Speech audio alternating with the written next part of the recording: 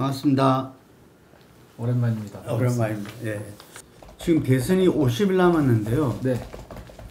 현재 판세를 보면은 뭐 여론조사에서는 많은 부분은 이재명 후보가 1강을 유지하고 있어요. 그런데 우리가 흔히 이야기하는 40% 박스권에서 아직까지 갇혀 있다, 이런 이야기들이 나오거든요. 이 박스권을 벗어나서 40%대를 돌파할 그런 전략은 무엇이라고 보십니까? 40%를 돌파할 전략은 두 가지로 말씀드릴 수 있는데, 예. 첫 번째는 아무도 알 수 없다. 아무도 알 수 없다. 예. 두 번째는 아무도 알 수 없다는 것은 맥락에 따라서 어떤 전략은 유효하게 효과가 증폭될 수도 있고, 어떤 전략은 전혀 다른 결과를 가져올 수도 있기 때문에 지금 상황에서 뭔가 전략을 가지고 얘기하는 것 자체가 그렇게 유효하지 않다는 말씀을 드리는 겁니다. 그냥 이건 밑자락을 까는 거고요.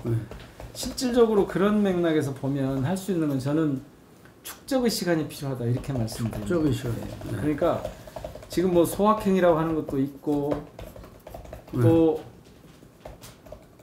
조금 더 큰 메가 이슈도 있을 수 있는데, 지금 좀 초점을 맞춰야 될 거는 어차피 굉장히 사회가 다원화 있기 때문에 이 다원화된 사회, 다원화된 그룹을 타겟팅하는, 마이크로 타겟팅이라고까지 할 수 없을지 모르지만 그래도 큰 그룹들이 있단 말이에요, 우리 사회에.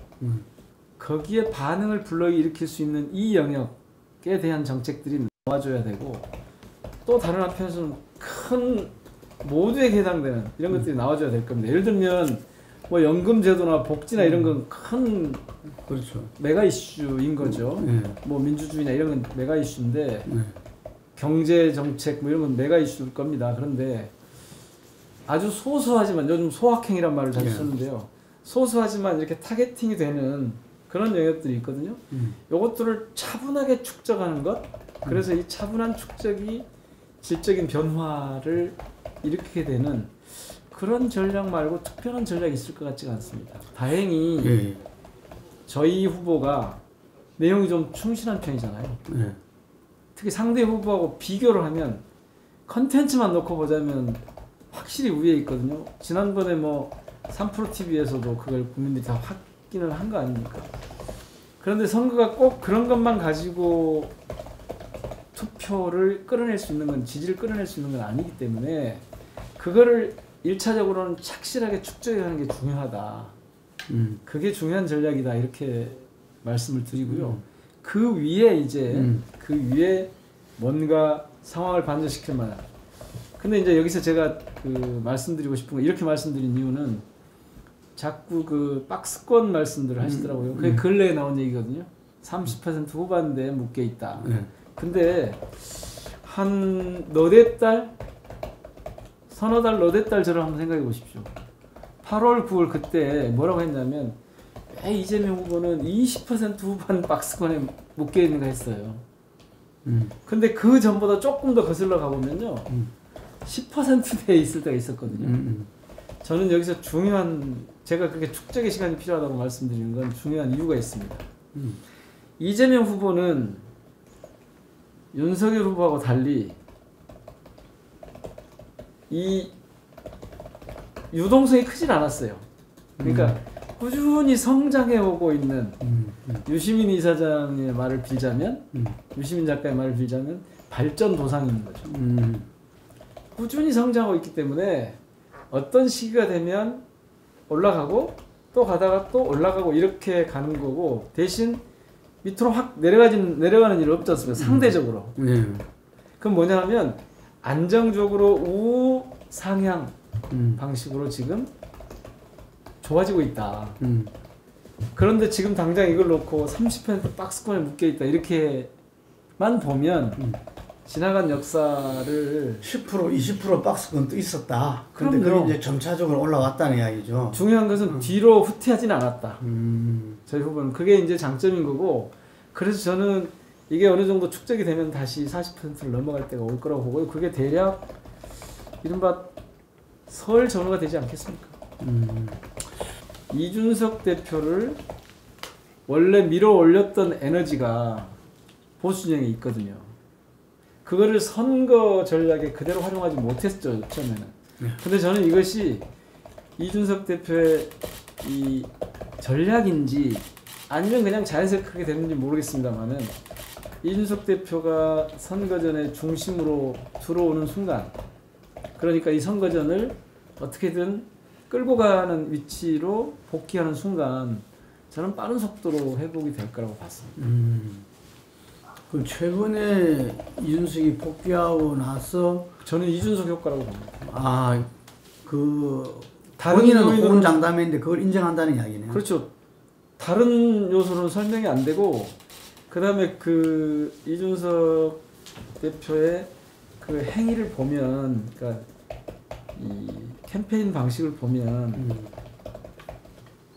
기존의 이 여의도 문법에 익숙한 분들이 보여주는 방식이 아니에요. 네. 어제까지 같이 할 일 없다는 식으로 얘기를 하지만, 그리고 오늘 아침까지도 같이 안 할 것처럼 얘기하지만 오후에 혹은 저녁 때 돼서 같이 하지 않습니까? 그러면서 소방관, 희생된 소방관 같이 차 타고 가면서 조문을 간다. 이런 게 사실 기존의 문법에서 가능한 일이 아니에요. 그렇죠. 그리고 그것은 사실 제가 보기에는 이준석 대표의 순발력이라고 봐요. 그런 게 꽤 있다. 결코 얕볼 상대가 아니다. 리얼미터 조사에서 20대에서 26%나 올랐더라고요. 그게 저는 이준석 효과라고 본다니까요. 그거는 예견이 됐었어요. 저는 제가 아까 영악하다는 표현을 썼는데요. 메신저로서의 이준석 대표의 위협 요소가 실질적으로 부각되지 않으면 저 현상은 지지층을 결집하는데 특히 2030 세대를 결집하는 데 상당히 위력을 발휘할 걸로 봅니다. 이재명 후보한테 조금 더 들어가 보겠습니다. 의원님께서는 이재명 후보 강북특보단장을 맡고 계십니다. 근데 지금 이 호남 지지율도 좀 상당히 이렇게 정체라 할까요? 이게 흐름이 일정하게 좀 60% 선으로 돼 있어요. 네. 근데 뭐 어제 또 일부 조사에서는 5.5%가 내려갔다, 오히려. 근데 사실상 그 지난주하고 이렇게 보면은 이낙연 의원 그 후보하고도 원팀 뭐 내려가서 기세를 올리고 막 이랬는데 한 70%는 올라가지 않을까 다들 예상했었는데 떨어졌거든요. 이건 어떻게 보십니까? 그 제가 내놓고 말씀드리기가 쉽지 않은 부분인데요. 예. 아니 그냥 말씀드리고 싶지 않다는 뜻입니다. 예. 분석은 가능한데 말씀드리고 싶지 않은데 굳이 말씀을 드리자면 조금 기다려 보시죠.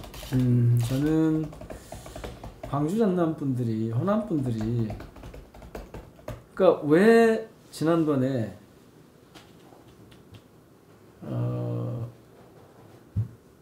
당시 경선 당시에 이재명 후보하고 이낙연 후보하고를 놓고 정말 팽팽했잖아요. 1%포인트도 차이가 나지 않은. 왜 그랬을까를 생각해 볼 필요가 있습니다. 만약 호남에 흐르는 어떤 정서, 아비투스 이런 게 있다면 저는 그 규정력이 굉장히 전략적으로 작동했다고 봅니다. 보십시오. 일방적으로 이재명을 지지했으면 어땠을까요? 이낙연이 죽습니다. 그리고 이재명 후보는 호남이 내 안에 있네, 내 손에 있네 라고 착각할 수도 있습니다. 이낙연 후보를 일방적으로 높게 줬다고 하면 뭐 70% 이렇게 줬다고 한번 생각해 보십시오.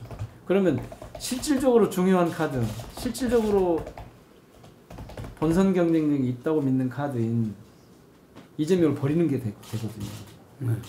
그래서 저는 매우 적절한 정도로 줬다고 보고요. 지금 이분들의 속내가 정확하게 드러날 수 있는 시점이 저는 아니라고 봅니다. 아직까지는. 아직은. 그래서 지금 뭐 5% 올라갔다 10% 올라갔다 지금 60%에 있다 이거는 지금 상황은 저는 별로 의미가 없다고 봅니다. 별 의미가 없고 이게 이제 시간이 가면 갈수록 정확하게 저는 판단할 거라고 봅니다. 기억하시잖아요. DJ가 대통령 될 때 그분들이 투표할 때 오전에 투표율이 낮았다는 거 아닙니까? 왜 그런지 아시잖아요. 안 돼.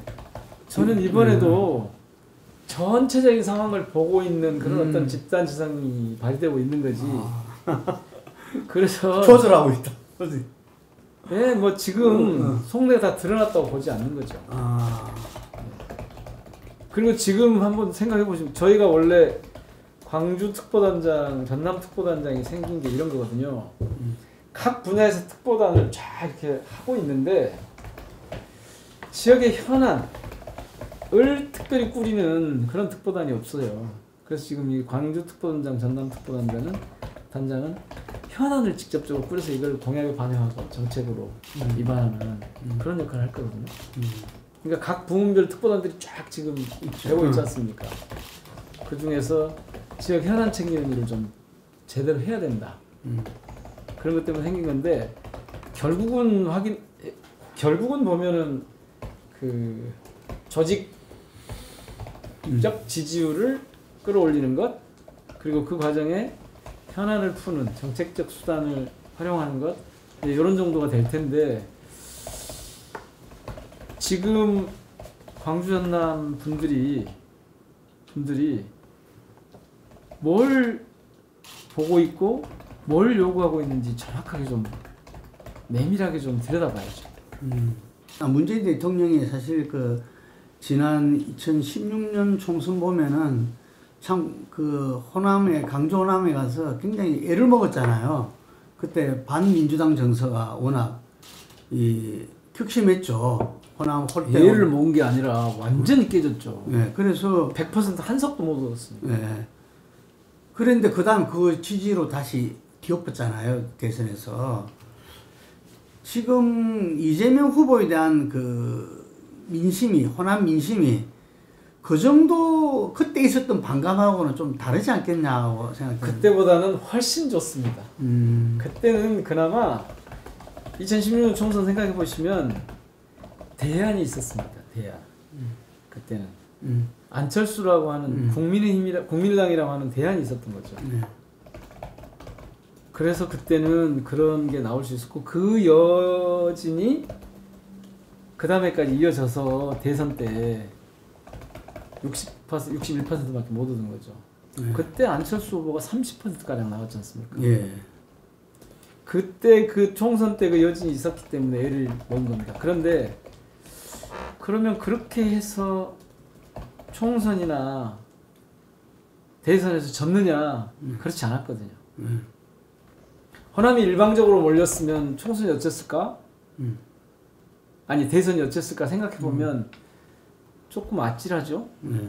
그러니까 호남을 내주고도 당시 민주당이 한석을 이겼고 2016년 총선에서 대선 때는 호남에서 61%밖에 얻지 않았음에도 불구하고 전국적으로는 이겼단 말입니다. 그러니까 그거는 저는 뭐 대한민국이 전체적으로 그렇다고 봅니다만은 시민들이 이미 이 정치인들이 공학적으로 계산하는 것보다 훨씬 더 지혜롭다. 지금은 제가 보기에는 저는 이제 광주에서 계속 도와왔으니까요. 이재명 지지가 거의 일방적으로 강합니다. 당시 대선 때, 지난 대선 때 문재인 후보에 대한 지지보다 강도가 더 높습니다. 그건 분명합니다. 왜냐하면 지금 당장 60%, 65%가 나오지 않습니까? 지지율이. 훨씬 높죠. 그 말은 다른 말로 하면 대안이 지금 없습니다. 윤석열이 대안 아니거든요. 안철수 후보가 대안 아니거든요. 저는 선거일이 투표일이 가까워 오면 그 흐름이 드러날 거고요. 저는 이전과 다른 유의미한 득표를 할 이재명 후보 말고 야당에서 이전과 다른 유의미한 득표를 호남에서 할 가능성은 저는 거의 없다고 봅니다. 없다. 지금 20% 목표를 하고 있죠. 윤석열은. 그건 뭐 정말 목표일 거고요. 지금 박근혜도 예상으로는 10% 했잖아. 10% 박근혜가 얻은 것 이상으로 얻을 가능성이 저는 없다고 봅니다. 더 떨어질 가능성이 높죠. 예, 전에 뭐 이제 보통 여론조사하면 이재명 60%, 뭐 윤석열 15% 안팎, 뭐 심지어 17, 8% 이렇게 20% 가까이도 가고 그랬지 않습니까? 그럴 때마다 제가 한 얘기가 있습니다. 조금 지나고 보시게요. 10% 미만으로 내려갈 겁니다. 근데 지금 내려갔거든요. 예. 예, 이번 대선 캠페인에서 2030은 이 양 캠프 모두 전력 질주를 지금 하고 있는 거잖아요. 그래서 캠페인이 3S 캠페인이다. SNS와 스마일, 소츠 등으로 2030 표심에 당하는 노력들을 많이 하고 있거든요. 이재명 캠프의 3S 캠페인 좀 소개해 주시죠. 얼마 전에 이재명 후보가 그런 얘기 합니다. 네. 우리 시대의 청년 문제는 네. 우리의 사회 문제가 응축돼서 나타나는 것 같다. 저는 이게 정확한 진단이라고 봅니다. 청년 문제를 청년 문제로 보고 그 청년 문제를 풀기 위해서 그 3S 캠페인을 전개한다. 이거는 툴로는 유의미합니다. 쇼츠를 만들고 스마일 작전 펴고 SNS를 활용하고 이거는 툴로는 유의미한데 컨텐츠로 보면 그러니까 그 자체 컨텐츠 말고요. 청년 정책 혹은 2030 세대의 문제를 풀어준다고 하는 그런 관점에서 접근해 보면 실제로 본질은 저는 거기에 있다고 봅니다. 우리 사회 문제가 응축돼서 나타나는 게 청년이에요. 왜냐하면 지금으로 보면 사회적 약자이기 때문에 사회적 약자에게 사회 문제의 모순이 가장 예리하게 발현될 수밖에 없지 않습니까? 실제로 그렇습니다. 예. 제가 30세대 이 방에서 여쭤봤어요. 하도 부동산 문제, 집 문제가 이래서 지금 30세대한테 제일 필요한 게 뭡니까? 그랬더니 집이요 그러더라고요. 집이요 그랬거든요. 20세대들한테 제일 필요한 게 뭡니까? 그럼 뭘 할 것 같습니까? 내 일자리요. 그게 뭡니까? 우리 사회가 직면한 문제 그대로입니다 지금. 그러니까 그런 부분들을 가지고 청년 문제를 풀어가야지. 그리고 3S는 그런 것을 표현하는 수단으로서 그런 정책들을 표현하는 툴로서 3S가 의미가 있는 것이지 그 자체가 캠페인의 내용이 될 수는 없다. 수단일 뿐이고 실제로는 아니 이 세대의 특성에 맞는 캠페인의 방식이기 때문에 이거는 어느 집단이라고 해서 쓰지 않을 수 없고 쇼츠 굉장히 집약적으로 표현할 수 있는 거잖아요. 아주 짧은 시간에. SNS 이것도 장황하게 무슨 텍스트를 쫙 늘어놓을 수가 없는 거잖아요. 스마일도 이건 순간의 어떤 느낌을 주는 거잖아요. 그러니까 이런 것은 다 그 청년 정책의 컨텐츠를 실어 나르는 수단으로서 유효하다. 그래서 이거는 어느 캠페인이라고 할 것도 없이 전부 다 마찬가지예요. 그러니까 이거는 2030 세대에게 적합한 캠페인의 방식이다. 그거는 그래서 어느 캠프든 다 이건 선대이든 집중할 수밖에 없죠. 근데 더 중요한 건 뭐냐면 그들의 욕구에 실질적으로 부응할 수 있는 정책이 뭐냐. 우리 사회의 모순이 응축적으로 표현되고 있는 청년 문제. 그건 결국은 큰 구조로 보면 우리 사회의 사회 문제를 직접적이고 효과적으로 풀어낼 수 있는 안을 제시하는 것이 저는 그 3S 어쩌고저쩌고 하는 것보다 훨씬 더 중요하다고 봅니다. 그 호남 민심에 대해서도 우리 민 의원은 좀 자신 있게 이렇게 이 지금 예측과 이렇게 기대를 갖고 있는데 금방 말씀하신 2030 이것도 이번 대선에 또 이렇게 키포인트잖아요. 호남의 2030은 전통적인 호남 지지층하고 세대적 특성에서 차이가 있는 건 분명해 보입니다. 실제로 조사를 해보도 그렇게 나타나고. 저 이제 전체 2030에서 지금 이대남에서 지금 다시 또 밀리잖아요, 이게. 그래서 이대남에 대한 대책이 따로 있는지. 다시 말씀드리지만 그런 접근 자체가 제가 볼 때는 선거전에서 대선 선거전에서 바람직하지 않다고 본다니까요.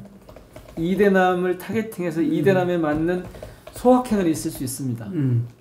예를 들면 뭐 병역 문제랄지 예. 그 소확행은 있을 수 있는데 뭐 주거 문제랄지 기본 금융이랄지 이런 거 있을 수 있어요. 그거는 네. 예를 들면 기본 금융 같은 경우는 저기 50대 가장한테 필요한 게 아니고 청년들한테 필요하죠. 뭐 사회 금융 취약계층하고. 그런데 이 이대남을 따로 타겟팅해서 공략하려고 하는 메타 공약은 저는 있을 수도 없고 바람직하지 않다고 봅니다. 그러니까 우리 사회의 근본적인 문제를 풀어서 이대남들에게 기회를 주는 게 중요하지. 이대남을 자극할 수 있는 방식으로 가령 뭐 젠더 갈등 같은 걸 부추겨가지고 이대남에 접근하려고 한다거나 이런 방식으로 가는 건 그건 특별한 대책이 아니죠. 그러니까 지금 뭐 남성들을 자극하는 그런 방식의 국힘에서 하는 그런 그 캠페인 같은 경우는 사실은 반짝 효과는 있는 것처럼 보일지 모르지만 궁극적으로 저는 통하지 않는다고 봅니다. 어떻게 우리나라에 2030 이대남이 특히 그 뭐 보수화했다 이렇게 말하는데 전혀요. 저는 가장 진보적인 대화를 많이 나눠봤겠네요. 저는 일부러 사실은 일부러 계속 많이 해봤어요. 근데 이제 뭐 한계가 좀 있겠죠. 사실은 보편적으로 이렇게. 그런데 이제 이런 느낌이 확 오더라고요.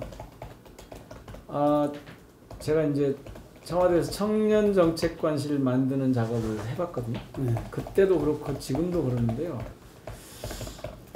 이대남을 대상화하는 것, 청년을 대상화하는 게 가장 큰 문제인 것 같아요. 그러니까 그 순간 우리는 꼰대. 그들을 온전하게 이해할 수 있는 것처럼 얘기하지만 전문적인 연구자들이 아니고는 그 정서와 체화되어 있는 그들의 DNA를 우리가 습득하거나 공감하는 게 그렇게 쉽지 않습니다. 그러면 어떻게 접근해 줘야 되냐? 이대남이든 2030이든 청년 세대든 그들을 대상화하는 것으로부터 주체화하는 것으로 전환해 줘야 돼요. 그러니까 청년 정책을 제가 그 청와대 청년정책관실 만들 때 지금 청년비서관실이 됐는데요. 청년비서관 만들 때도 마찬가지인데 가장 좋은 접근 방식은 그들의 이야기를 듣고 그들로 하여금 하게 하는 거다. 우리는 그냥 마치 문화의 그 문화정책할 때 8길이 원칙 하는 것처럼 지원을 하되 간섭하지 않는다는 거 아닙니까? 그들이 하도록 해줘야지 꼰대 노릇을 하면 안 됩니다.